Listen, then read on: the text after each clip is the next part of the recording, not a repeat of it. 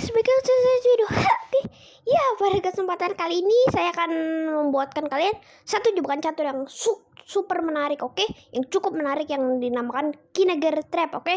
Ya, pastinya ini jebakan yang baru yang kalian belum pernah dengarkan ya. Jadi simak terus videonya sampai akhir jika kalian mau tahu jebakan Kineger Trap akhirnya seperti apa. Ini juga cukup menarik ya, tidak kalah menarik juga sama yang satu jebakan juga dengan video pas sebelum ini ya, yang kayak saya bilang pemain putih ada jebakan sendiri itu kan, yang tercipta double skakmat kan. Nah, kita juga sebagai hitam. Nah, di sini kita juga sebagai hitam ya, langsung saja satu jebakan catur yang mematikan. Oke. Tapi sebelumnya jangan lupa like dan subscribe oke, biasanya. Oke guys, ini jebakannya dinamakan Kineger Trap. Oke. Kineger Trap. Pembukaan ini ya, pembukaan Budapest. Pertama, pembukaan langsung pion D4, pion F6, oke. Nah, ini pembukaan India, oke, pembukaan India. Lalu jika kita teruskan pion C4 dan pion E5. Nah, ini udah disebut Budapest ini ya, jebakan Budapest Gambit. Oke. Nah, oke, jadi yang lanjut saja ya. Di sini bisa kemungkinan pion kali pion, oke. Nah, sebenarnya saya kan sudah bahas yang Budapest, jadi saya tidak akan membahasnya lagi di video kali ini, oke? Karena saya sudah berulang-ulang kali memberi kalian review lagi jebakan Budapest. Jadi kali ini kita tidak usah lagi ya berlama-lama, oke?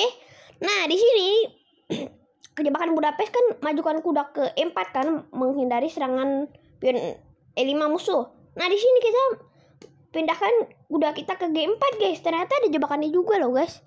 Nah, kan tadi kan kalian lihat pion E5 sedang menyerang kuda, dan sini kita menyerang balik pion pusatnya. Oke, setelah kuda ke G4. Nah, ya sama aja ya. Ada beberapa kemungkinan langkah yang bisa dilakukan pemain putih di sini.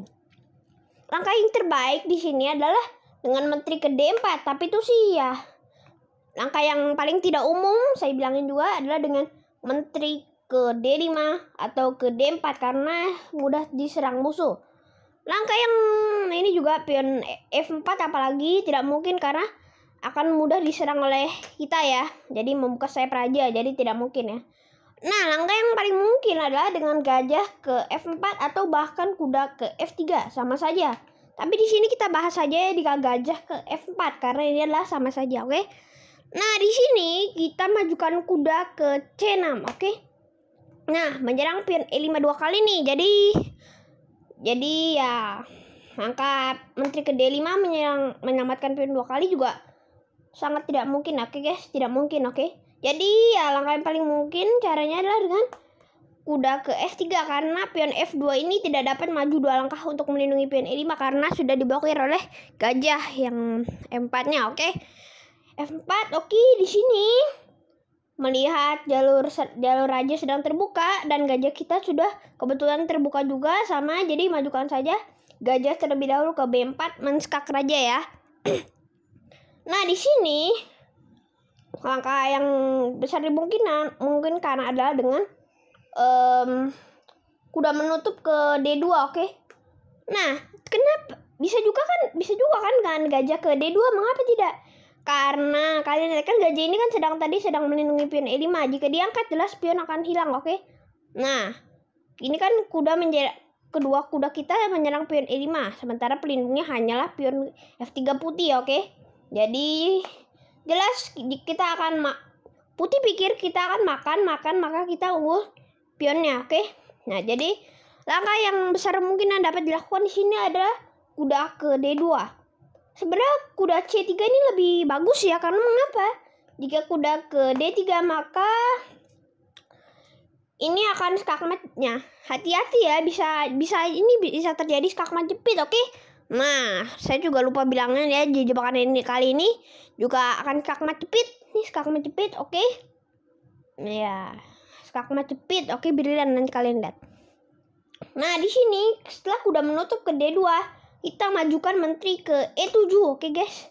Lagi guys, menyerang pion E5 ini, menyerang pion E5 musuh dua kali. Oke, 3 kali, oke. Dua kuda dan dua menteri.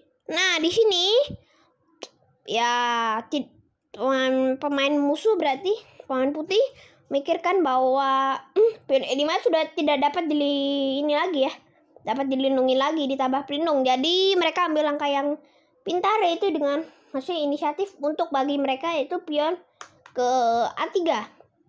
Lihat guys, langkah satu-satu peta aman untuk gajah kita sebenarnya bisa menyelamatkan gajah ini, gajah di B4 ini. Tapi di jebakan kali ini kita akan melakukan pengorbanan gajah. Nah, jika kita ingin menyelamatkan gajah, maka gajah harus ke C5. Nah, jika ke A5 ini adalah jebakan sedikit, oke? Sedikit jebakan dari pemain putih. Jadi jika misalnya kita memindahkan gajah ke A5, maka pion akan ke B4, setelah gajah ke B6, yaitu langkah-langkah satu petak aman, dan pion ke E5. Ini adalah pertahanan yang sangat kuat bagi pemain putih karena terjadi ini ya, pelindung ini disebut tangga, oke? Karena pion melindungi satu sama lain. Dan ini kan pertahanan tembok, oke? Maksud saya pertahanan ini sangat kuat itu dilakukan. Jadi sebenarnya itu rencana ke depan pemain ini ya, pemain putih. Oke, pemain putih. Oke, kita kembalikan tadi kan pionnya di sini, oke? Nah, di sini setelah pion ke A3, kita tidak akan menyelamatkan gajah kita, oke? Padahal kita sebenarnya bisa, tapi kita tidak akan menyelamatkannya. Yaitu kita mengambilkan langkah yang sangat mengejutkan, yaitu dengan kuda makan pion, guys. Bisa juga pion kuda yang C6 ini atau kuda G4 yang makan pion itu sama saja. Tapi ya kita ambil saja ya kuda yang ini di G4 makan pion, oke? Pion musuh. Nah, di sini pemain putih masih sangat kebingungan. Kan kalian ini kan pengorbanan kan itu bisa kita ada tujuannya. Jadi jika misalnya pemain putih menerima pengorbanan gajah, maka mereka siap untuk menerima hukuman. Oke ya. Hukumannya adalah nih. Kita analisis ya. Karena ini kuda bisa menyekak, oke? Kuda ke D3. Dan ini pun disebut skakmat jepit, oke? Mengapa skakmat jepit? Karena seperti saya sudah bilang, semua jalan keluar raja dikontrol oleh perwira ini sendiri. Perwira musuh kita sendiri. Jadi sehingga raja tidak dapat keluar. Dan kalau seperti kalian tahu, nanti sedang mengepin pion E2 sehingga tidak dapat diangkat ataupun makan kudanya. Oke guys, ya ini disebut skakmat jepit, oke? Jebakan skakmat jepit sangat brilian, oke? Nah, jika kalian suka dengan video ini, silahkan tekan tombol like dan subscribe sekali lagi, oke guys? Lihat pengorbanan gajah tadi diterima, oke? Ya sebenarnya coba kita balik lagi sedikit ya. Kita balik sedikit ke belakang tadi, bagaimana? Ada langkah yang juga yang memungkinkan, oke?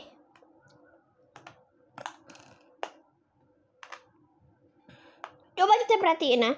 Kuda tadi setelah pembukaan Budapest di sini.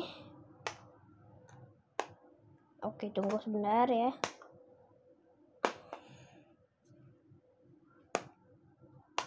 Nah, di sini setelah kuda makan pion ya, sebenarnya ini juga ini ya, sebenarnya langkah yang terbaik ada makan guguran gajah ataupun makan dengan kuda. Karena jika misalnya ya makan kuda, ya maka di sini kita analisis dulu ya. Tadi kan kuda makan pion, nilai 1 pion. Kita jajarin dulu. Pemain putih yang di sini ya.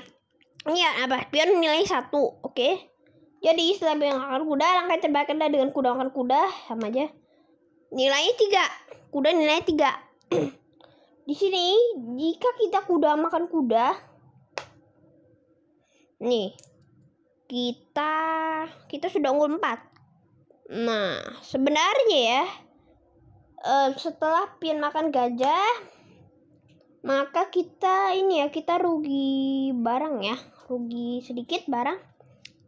Oke. Ya, sebenarnya kita unggul 2 poin ya. Jadi jebakan kita pun tidak berhasil. Jadi ini saya hanya bilang saja ya, jika jebakan